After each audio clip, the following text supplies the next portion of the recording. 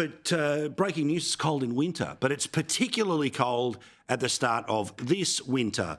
Now, yes, everyone else can run off and say why they think it's the case and why everyone needs to have more renewable power, whatever, boring.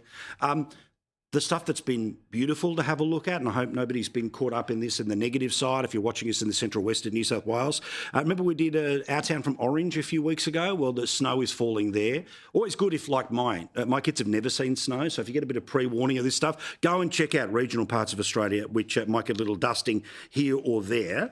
However, there were some other issues, including what about in and around Mount Hotham? Wow.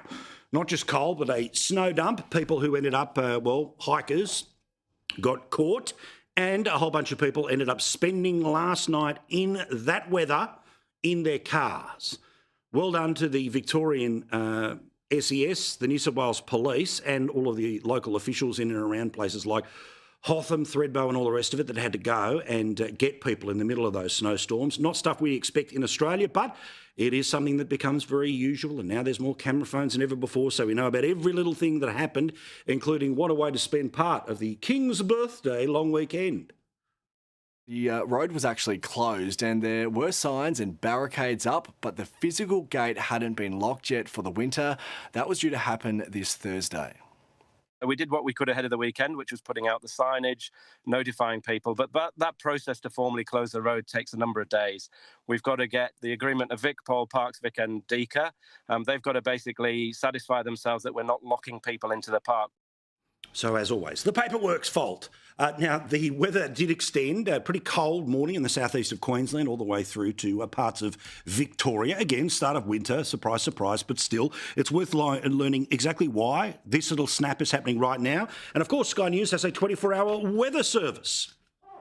It's been very cold throughout the southeast over the past few days and, of course, rather windy with plenty of wet weather all floating about. Now, that's on account of this low, which is continuing to hover off the east coast of New South Wales, really stirring up a little bit of trouble.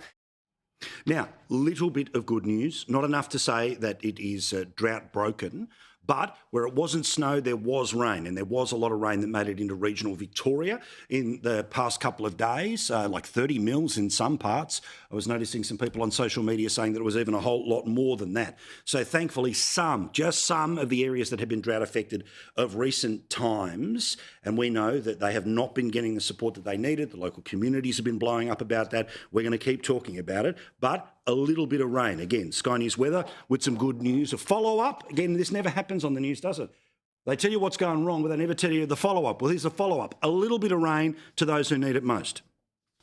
Into South Australia, and this is a location that has had some pretty decent totals over the past week or so, and that's, of course, much welcome given all the drought-affected regions that have been just missing out constantly for the past few months.